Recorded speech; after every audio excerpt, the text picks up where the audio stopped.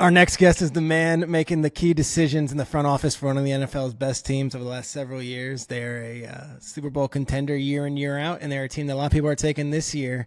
And right now we are on the eve of the start of the preseason slate. So it was a good time as they wrap up their training camp trip out to Rochester to bring on our guy, GM of the Buffalo Bills, Mr. Brandon Beane. Brandon, what's up, man? How you doing, buddy? I'm doing great. Appreciate you having me on, like always, buddy.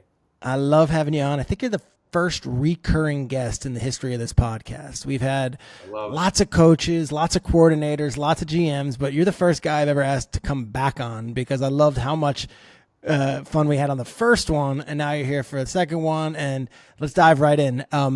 At this point in training camp, when it's beyond, hey, everybody, let's unpack our bags, when you're not sleeping in your own bed, and you're now on to week 2, is it one of those where it's like, okay, we're good, like we're set, let's get the season going? Or is it you wish you had a couple more days to kind of work out the kinks? Yeah, I mean, I enjoy training camp. I enjoy it up here in Rochester. It's a great setup here at St. John Fisher. And it's every team is its own team. You have a lot of the same players, but every team forms its own bond. And those teams that bond together, I go back to the teams that we had success on in Carolina.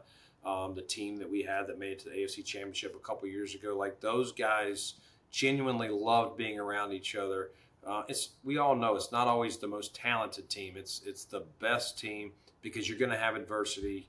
Obviously, we faced our fair share of that last season, and so this is kind of where that bond really starts at camp. Away, you're kind of on your own. You're in dorm rooms. You're hanging out at the cafeteria, whatever it is. So I enjoy it, but it is getting to the point where I know the guys are starting to get tired of hitting each other, and so they're ready to hit someone else. And and plus, from my standpoint, I know that the pass rushers know Deion Dawkins' move or Spencer Brown's move or vice versa. Let me see them get some fresh meat and how they do, from that standpoint. Yeah, you guys are one of the few teams left that actually travels for training camp. Obviously, the Cowboys, and we can name a few. The advantage of going to like a college campus and being Josh Allen and Von Miller need to be in dorms for 2 weeks. Like the advantage of that, though, give me the plus for it, because I remember covering the Giants when all the big fellas were arguing, or just it was over. It was Albany. The beds were too small, and they were like, "This is we're veterans making millions of dollars. What are we doing? What are the advantages of going off campus and off site and really having that bonding experience?" Yeah, I mean, I think our football ops guys, Brendan Rose, our DFO, I think they do a great job of getting bigger beds in here. They find so the guys aren't sleeping in true dorm beds like you think. It is dorm rooms, so we're not at the Ritz-Carlton by any means, but it's not a long stretch. And I just think, like I said earlier, the bonding, having to just no one's trying to rush home. No one's wife's on them or girlfriend or whatever. Hey, we got to get home. You got to get this. It just, to me, it takes the pressure off of everyone. It's your singular focus is football here for a couple weeks, and then you kind of return to some normalcy. And again, building that bond. Sean and I both believe it's super important for the long stretch that of the season of 17 games. I would imagine the star players don't have roommates, or do they? No, they don't. We bunked some of the young guys, but no, none of the guys. Like Josh Allen is not like Josh with Matt Allen Barkley in a bunk bed. No. Diggs and Micah and Jordan, they got their own room, so they're in good shape. You mentioned last year at the end, like the adversity. I've gone through it a million times on our show. I've talked about it on our podcast. Like you understandably nothing left in the tank by the end. Now it's not an excuse. It's just no team I can remember in recent years has gone through a 2-month span with all the weather stuff and then DeMar and just straight through to the end of the season where it's like, God, they've gone through a lot. Do you feel like the team is refreshed, or is there a hangover from all that where you like can kind of sense that, the stink of the end of last year, and I don't mean to say stink, but you know what I mean, is still with this team as we head towards 2023? No, I think, as I said, every team's a new team, and it's our job to learn from look, yes, there was adversity, there was things that come up, but it's what you do with it and how you take that and the scars of not winning, that trophy that the Chiefs, won again last season. It's what you do with it, learn from it, the mistakes, things we could have done better. Yes, there was adversity, but there's things we could have handled ourselves, and we know that. And so this is a fresh group, a new team, and so we got a fresh outlook. Everyone's looking ahead to this season and trying to make sure that we don't repeat, the mistakes that ultimately cost us, a chance at a Super Bowl. When we had you on last time, you took us step by step through the drafting of Josh Allen and how convicted you guys were, and we're going to make this move. We're going to get this guy. We're going to do it. And we found our guy. Dalton Kincaid. Everywhere I looked in the mock drafts, everyone I talked to said, okay, look, Kincaid and probably Myers, the Notre Dame kid, they're probably going to go in the top 20. And then after that, there might be a Darnell Washington. There might be other guys, but tight end position is really good up top with these two guys. Yet you're sitting there in the mid-20s at the end of the first round, and there's Dalton Kincaid. Can you take us through the drafting of Dalton Kincaid from your perspective? And did you ever think in a million years you guys would have the opportunity to draft that guy out of Utah? Yeah, I mean, we really liked Dalton a lot. We tried not to get it out there. We tried to keep our cards close to the vest, and you do pay attention to mocks for a lot of reasons. One, to kind of prepare who you think's going to be there. Not that they're going to have every team, but if you're looking at 30 mocks and every single one of them has a Will Anderson going before you pick, you don't really need to go too deep. It's usually pretty accurate, and so. No one really was projecting Dalton to us. People, had some guards, people had some receivers, and so it was kind of, I felt like we laid under the radar there from that standpoint. And again, probably 10 days, 2 weeks, somewhere in there. I don't remember. I was, our board, we're wrapping it up, and you're looking, and I'm looking to see who's on our board that we like and versus what people think is going to be there. And I thought 10 days out, I was like, we got a good chance at Dalton. I really did. Yeah. But then as I'm starting to do my homework and things are starting to get closer, I'm starting to hear Dalton going in the teens, and he's not going to get past this team and barely past 20. And so at that point, you're making alternate plans if he doesn't get to you. Whether you trade back or could someone else that you like be there. And so ultimately, I had told, our ownership, Terry Pagula, I said, if he gets close, I may get a little aggressive here to try and get him. And ultimately, we were able to move up a couple spots and get him. What were the machinations of that trade? Because I remember it was Giants, Jacksonville, the Ravens, there's all these teams. Are you on the phone calling, all of them and saying, let's trade for the pick? Or is it one of these where they call you and said, you want to trade back? Yeah, I mean, the day of the draft, I had guys checking around, but I had, Jacksonville was one of the teams that said they might be open to move back. The Giants, I talked to Joe, and he said, he thought they might be willing to move back. And I said, listen, again, by that day, I didn't think he would be there. I said, honestly, I think we're probably going back, and not going up. That was my truthful feeling. If I was putting odds in Vegas, that I would be going back. But then it got, when he got past like 21, or so, I was like, man, we got a chance here. And the run of wide receivers was starting. We was starting. And so I called Joe and said, hey, what do you think? We had already nailed down what it would be, so we didn't have to argue. Beforehand, you're like, if hypothetically Dalton Kincaid is there. This is what we're going to do. That way we don't have to argue about it. You're in agreement, I'm in agreement. And he's like, well, listen, I'll do it if our guy's gone or whatever. And so I'm like, all right, well then next thing I know, he texts me. He goes, we're moving up. And geez, and Jacksonville just gotten on the clock. You're like, what? So before it was announced publicly, I started calling Trent Baalke and saying, ultimately, Trent, I know you're trading here. What will you, what can we do? And he didn't want to trade the pick. Yeah. He really didn't. But Joe and them made their pick, and then he said, I'll call you back. And so it went back and forth several calls, and he basically made me tell him who we were going to pick. And you had to be honest. And I had to shoot him straight. And, I would never lie in that standpoint, from a trust standpoint. And He was nervous about it, but he was willing to do it, and he still got the tackle they wanted, and we got Dalton. It's so fun, and I know I'm on the media side and the fans listening are like, but it is as simple as that, as, hey, you and Joe are like, there's a chance this might happen. We've got 3 days here before the draft. We're killing time. Let's work out the deal now as opposed to doing it on the clock. And then he has to text you and be like, we're actually moving up. We like Banks out of Maryland. We're taking him. And you're like, all right. It's got to be such a pressure cooker to be there. And then you only get one first-round pick a year, so you don't want to mess it up, and you don't want to get it wrong, and you don't want to regret not getting the guy and have to think after you guys get Dalton Kincaid, who put up huge numbers at Utah, you guys were absolutely thrilled.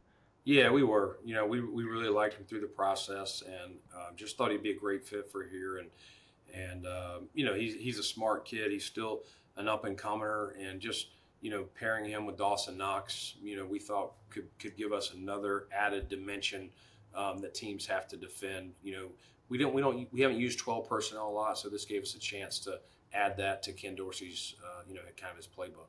Yeah, you're not going anywhere. You and Sean both are pretty secure in that market, and you have this team together.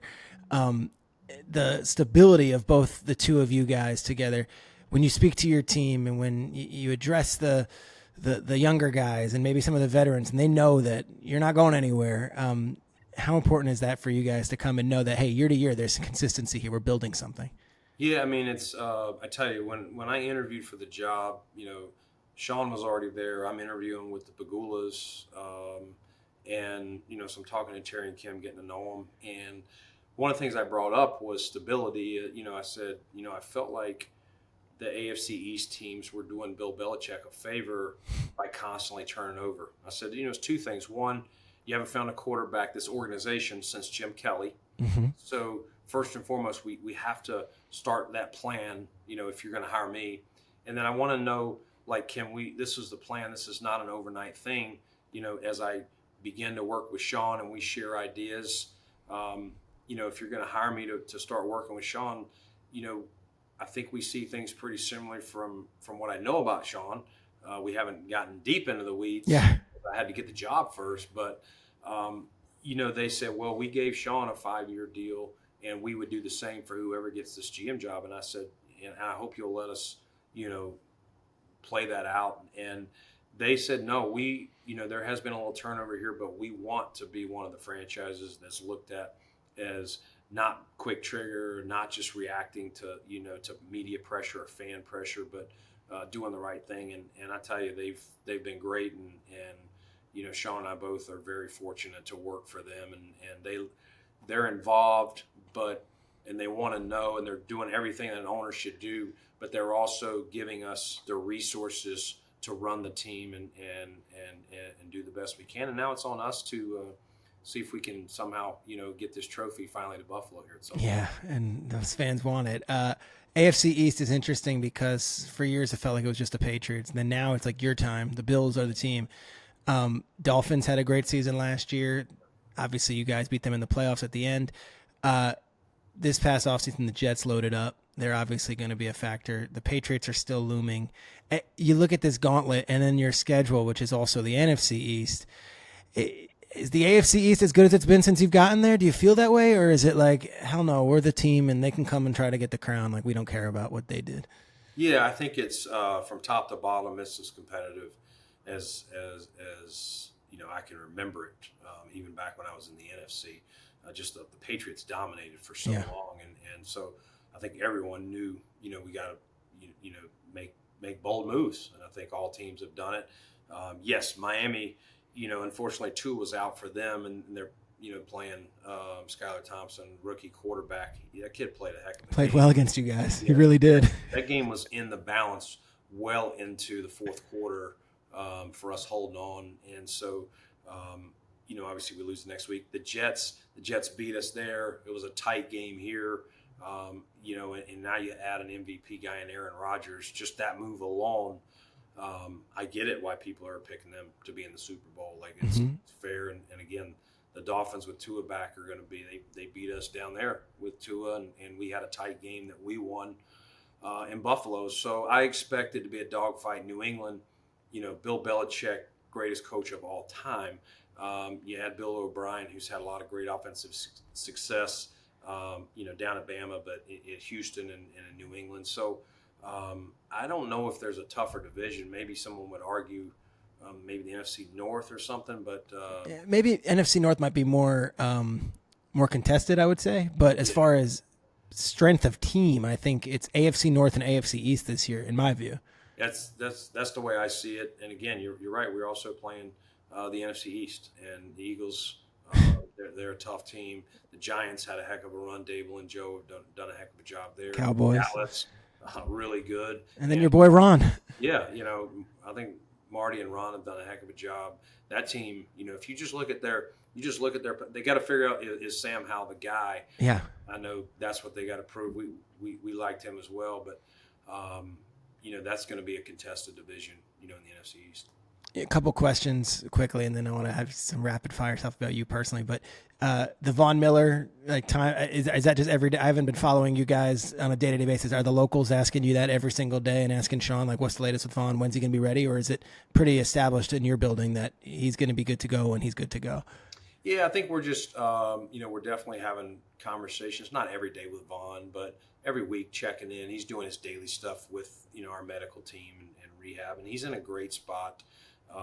Mentally, he's been through an ACL before, so he knows the process. It's more than just the physical rehab; it's the mental part of it too. And so, we're not saying whether he could play week one or not. Mm-hmm. It's not out of the question. I would, right now, probably a coin toss is probably the best way to play. Good. I think you would sign up for that a couple of weeks ago, right? Yeah, I know Vaughn wants to play in it. He's still got to be clear. Dr. Cooper out in Texas did his surgery, so he's still got to get final clearance there. And so we'll take it slow with him. We've tried to beef up around in case he's not ready to handle that, but we'll probably know a little closer to the season.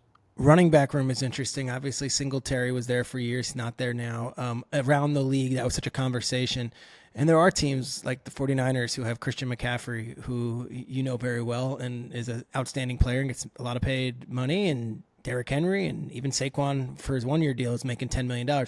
You guys have a different strategy with it, or you have at least.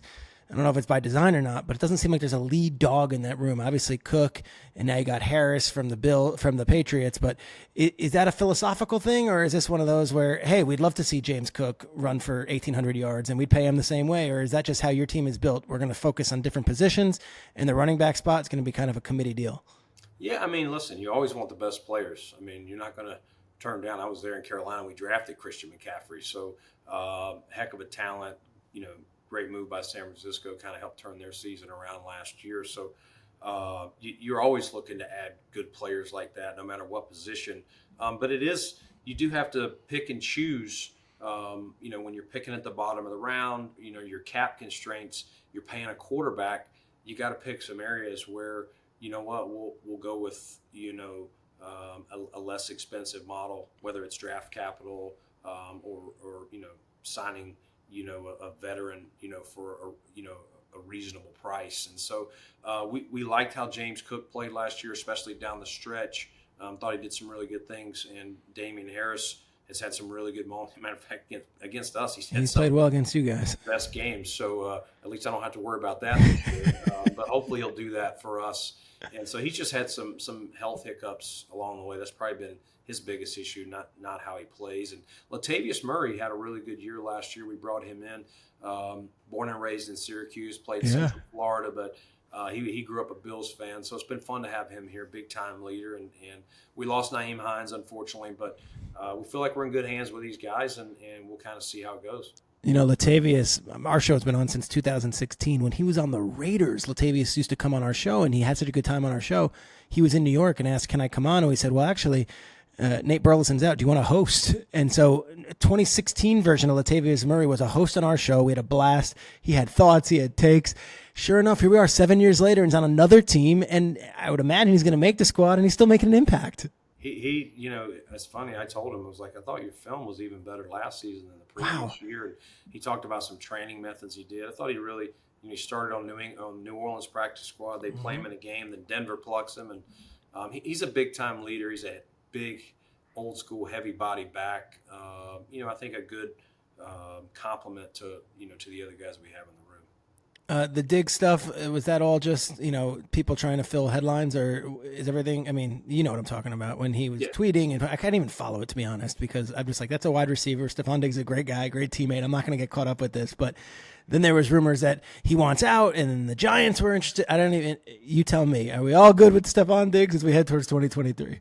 Yeah, we're in a great. I think Steph's in a great spot. We're in a great spot. I think sometimes you just, seasons end abruptly, and when you work as hard as he or others on this team do, and you come up short like we did last season, you leave frustrated. You don't get to come back for a week and hang out and talk about how it finished or whatever. Everybody kind of goes their merry way. So, like anything, there can be a lot of smoke in the off season and people looking for headlines. But we felt like once we kind of all sat down and shared where we can get better, where we see things, and how we're going, that we would all get on the same page. And I think that's what happened. And Steph's had a great camp. It's been really good. Him and Josh have picked up right where they've generally left off. And so no, we don't. I don't see anything. I think it's more for the outside noise than what actually goes on. There are certain morning TV shows that need to fill 3 hours every day in June, Brandon. So I apologize. June and July. Every time you turn around. But no, it's been good. It's been good to have Steph back in here. All right, quick stuff about you, because I love this. If I lived in Buffalo, I think I would weigh 600 pounds, and I say that just because of the food and how good it is, and the wings. And when I came up in the winter for a game, you and I got together. We went to a spot. I don't even remember what it was called. We had some wings. It was fine. But then when I said the place that we were going, every single person I spoke to was like, no, you got to go to this one. You got to go to this one. You got to go to this one. Are you a wings guy to that point? Because you're in incredible shape, and so is Sean McDermott. And I'm wondering, how do these guys resist being just 500 pounds and being slobs eating wings every night? Well, McDermott's in a lot better shape than I am. I'm trending the wrong way fast. Just trying to tread water. Just ask my kids; they tell me how fat I am all the time. No, I haven't heard that term. Treading water is basically my August diet. Just treading water. Just get me through it, man. It's fun, but no, it's. I do like wings. I am particular. You got a spot? There's some good spots, but Bar-Bill is my spot. Everyone says this. There's one in Rochester too, I think. I've been tweeted. All right, they just opened it. All right, commercial for Bar-Bill. Tell me why it's the best wings. Do you go straight barbecue or buffalo, or do you have like one of these crazy honey teriyaki Malibu blaze? I don't do that stuff. Cajun honey butter barbecue. Cajun honey butter barbecue. My mouth is watering. Yeah. That sounds incredible. Yeah. They also have just regular honey butter barbecue if you don't like. My wife likes those because she doesn't like the spice to it. Yeah. But either one's great. I generally like the little kick to mine. But they got a great lager beer as well. It's just it's a great place. But the wings is it a crispy wing, or is it like a smothered in sauce wing? I don't like a crispy crunch. I like a smothered in sauce wing. This is gross for our listeners. It's more smothered in sauce. Okay. And it's hard to say. They literally brush it on. It's just it truly is like. You're going there tonight. I can tell by the way we're talking. I think you have that lust in your eyes. I wasn't even thinking about it. You're trying to twist my arm and start thinking about it and be salivating here in a minute. Okay, your journey, which I've talked about before, is amazing because you didn't start off being a general manager in the NFL. You actually took a different route. Real quick for the listeners, the public relations side of the Carolina Panthers and how you made the jump, because we had Brad Holmes on earlier this summer, and he told us his story, and I was so inspired by it. Same kind of thing, PR of the St. Louis Rams, and made the jump from PR to the scouting department. Did it. Your path, if you don't mind, in as long as you want to take, honestly, but you get in there from the PR side, and then where do you go from there? Yeah, I did 6 weeks for PR, basically a training camp. That was back when training camp was 6 weeks. We got there. Where was it? Was it in Carolina or Spartanburg? In Carolina. Yeah, we were at Wofford College, Spartanburg, South Wofford. Carolina. Yeah. So I was there through the whole preseason, and then moved over to football ops for the season. I was kind of doing a little bit of player development. I was helping the equipment guys, like I was folding towels, helping at practice. And then halfway through the season, they started traveling me on the road to help the equipment guys. I'm holding rain jackets and things for the guys to rub their cleats on, like whatever needed to be done. It's all hands on deck. And then after that season, they hired me full time as a football ops assistant. helping set up training camp, lining up travel, picking guys up at the airport, taking them for physicals. Who was your most notable pickup at the airport when like a big name free agent came in? Do you have a good story? Oh yeah, I had the funniest visit ever. I had a few, but we brought in on the same day Charles Haley and Nate Newton. I had them in the to van. Carolina. I don't remember this. To Carolina. So Charles Haley did not sign. I think he ended up signing Detroit. Okay. But we signed Nate Newton. That was his last year. Okay. So they both get off the same flight from Dallas? Like they were not on the same flight. Okay, but they knew each other. But they obviously knew each other. And if you had like one of those cameras in a van, I can't repeat all what was said. There was a lot of stuff, but we had a lot of laughs, and it was cool because as a kid, I'm watching these guys grow up. I'm fresh out of college. And I'm taking them for a physical, and they're busting each other's chops. They're telling stories again because they were back together. And I spent an evening, getting them to the hotel, and then I picked them up at like 6:30 in the morning, take them for the physical. They meet the coach, then I take them for lunch, and then they go back and meet some more coaches, and I take them back to the airport. And basically Nate Newton's telling him, hey man, I'm gonna sign here. I love it here. And Charles Haley, he's trying to talk Charles Haley into it. And I love this. Back and forth. And so I go back and report to Marty Herney what the deal is. I'm telling Marty, like, wow, I think Newton's in. But, Nate's in. Yeah, Haley's on the fence. Yeah, it's like he's trying to convince him. So it was definitely, we covered some R-rated and beyond events of their life, but it was that was probably the most notable, but I picked up Reggie White as well. Is that right? Yeah. He finished in Carolina as well. One of the nicest people in the world, and it's sad that his life ended the way it did. But yeah, he was telling me get him out there, pick him up early. He wanted to get in the hot tub for like 40 minutes to get himself loose, and it was cool. So definitely had some characters. Eric Swan, which is one of my favorite football stories of all time, did not play college football with a 6th overall pick from the Cardinals. Yeah, so I was around some cool dudes. It was fun. You learn a lot. You also knew a young Steve Smith, right? Yes. What was 20-something Steve Smith like? Even more unfiltered. That's what I would say. But I love him. His heart was always genuine. You knew where Steve never hid how he felt. Still really doesn't today. But I would say, Steve, you're still getting a filtered version of Steve. Yeah. I've seen many unfiltered versions, and the 2001 was as unfiltered as it came. Yeah. I love all this stuff. Your one piece of advice to a kid who approaches you in the elevator at the combine and says, excuse me, sir, here's my resume printed out. I'm 22 years old. I just graduated from John Carroll, or I went to Amherst, and I want to get into being a GM, and I drove myself to Indianapolis. What would be your one piece of advice for me getting into the league? Yeah, I mean, to me, it is hard. It really is. But go get experience wherever you're at. If you're in college, go work in the athletic office. If you got a football program there, go work for there. If you got a minor league baseball team in town, like, just get skins on the wall, work with different people. You're going to meet different people from different walks of life. You may work with someone in an NBA team that actually knows someone in the NFL, or a AAA baseball team that knows someone in the NBA or the NFL, whatever it is. Just get out there, work. Don't worry about the money. Tell people that do not worry about the money. If you want to be in sports, don't chase the money. Yes, I'm fortunate now, but this was a long shot to ever get here. I enjoyed every step of the journey. And if I was, still a football ops assistant or, director of football operations, whatever titles I've had, I guarantee I would have been just as happy living the life I was living. So you got to love it. It's crazy hours. You got to make sure if you're getting married, girl, wife or husband, whatever it is, that they're on board the weekends, because I've seen many get in a few years in, their other half does not like the schedule, and it starts causing some friction, and they got to make a move. So just try to tell them to be up front with whoever their significant other is, and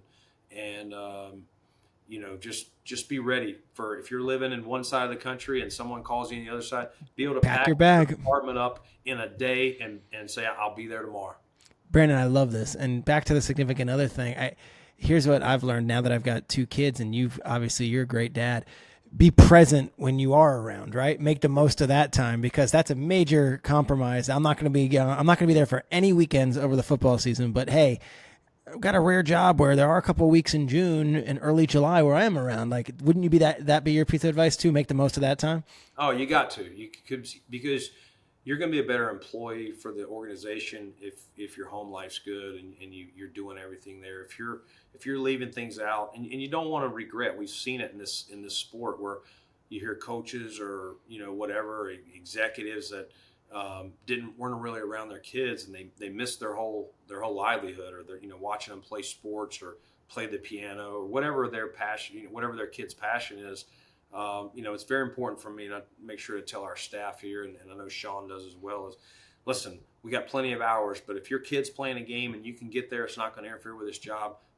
I expect you to be there. Hell yeah. We'll be pissed if you don't. Dude, I love that. Yeah. So it's you gotta have that balance, because it's hard enough as it is with the hours. So when you can get home and support your significant other and definitely your kids, that's huge. The last thing you want to do is be great at work and screw it up at home. Man, that's great. My last one with you, because I texted you earlier this summer that I'm picking up golf for the first time. I've told the podcast listeners, my wife has a gift, bought me clubs. I got the clubs, I got on the course, and I've been trying to mooch off people to be invited to their clubs. I've played the public courses. I've done it all. I've been trying. I'm terrible. But you've always been playing. So I'm going to ask you 3 golf questions, rattle them off rapid fire. 1, your favorite golfer at the moment is whom? Oh, that's a great one. Probably Rory. Yeah. Big Rory fan. And he's actually, his wife's from Rochester up here. And What? Really? Yeah. And her family, I think, is from Oak Hill. And I think he is a member here at Oak Hill across the street. So I've enjoyed watching his game. And I think it's been cool to watch him back the PGA Tour. Love it. The coolest course you've played at? I go back and forth. I mean, in America, Pebble Beach, it's just so beautiful. It's not the hardest, but just the scenery is crazy. But went to Scotland last summer. Did you? And 8 of us went over there, and the courses over there, I mean, all of them are great, but there's a couple that were just King's Barnes over there was amazing. There was a few that were just blow your socks off. Yeah. I loved. If you could tell me I can go anywhere to play golf for a week right now, Scotland, I would go right back to Scotland. Really? And do that again. It's. Did I see that the Ryder Cup is in Italy this year? I don't know. It may be. Someone said that it's in Italy. I'm like, that sounds cool. Also, back to the Scotland. Have you ever played Augusta? I assume you've been to the Masters, because I see Josh Allen there all the time. I figure he's taking his GM, who's paying him $100 million. He's going to take you as a guest, right? I have not gotten to play it, but I have. I did meet someone this year, through someone at the Kentucky Derby, and they're planning to take me out there. I was going to I did a podcast with them that's coming out later. And yes, so whatever. Don't give me money. Let me just come. That was the deal. Do the podcast, and we would go out to Augusta. So that's supposedly coming up sometime in the next 12 months. Dude, I can't wait. And my last one with the golf, because I think Nick, I'm a casual. Your real deal. What's the best round you've ever played, and where did you play it? Best round was 69. It was Country Club of Buffalo back here. I shot it in the summer of 2018. It was my second summer here. Yeah. I double bogeyed the first hole too. Did you really? Because I was gonna say, like, when you have a round like that, do you even have room for a bogey, or is it just par the whole way? Yeah. I screwed up and bladed a sand wedge on the first hole across the green, and ended up making double. And after that, I had no blemishes. I had 3 birdies after that. It's a par 70, so I got it back to 1 under. Have you ever had a hole-in-one? Yes, 2008. I love you. If I asked you, like, who was the 3rd round picker that you guys had last year, you might stumble. Yeah. Nope, 2008. Where was it? Yeah, it was a place called The Witch. It's down in Myrtle Beach, South Carolina. So I was playing with a few guys down there, and it was on the back 9. I think it was hole 12. It was 160 yards, and the guys in the group saw it going before I did. I thought they were messing with me. I got a shot. I started. It was wild. The parallels of playing golf and being a GM, are there any? Do you see any similarities, or is this your total, take your foot off the pedal as we go to escape? it is where I go to escape. I mean, listen, like in anything that you want to be good at, you got to be mentally tough, and you're going to have adversity. You're going to have adversity on the course. You're going to have adversity in this job, and so just find the positive from it and learn from what you did wrong. And so those are probably the parallels. Love it, Brandon. That was 35 minutes, just like that. Appreciate it, bro. Easy. Fantastic. Easy, always easy with you, buddy. Anytime, you know that. Great. I've got to make my Super Bowl pick in the next couple of weeks. It might be Bills, it might not be, but you don't hold it against me when it's not, right? No. It's usually wrong anyway. Actually, everybody picked us last year, so I know. I just assumed nobody picked us, and let's just go play ball. That's probably better off. Let's go play football. Bills, Jets, Monday night, week 1. Brandon Beane, you'll be up in that booth watching with your binoculars. I'm sure I'll see you on the broadcast, and hopefully I'll see you there. You're the man. Thanks for joining. GM of the Buffalo Bills, Brandon Beane.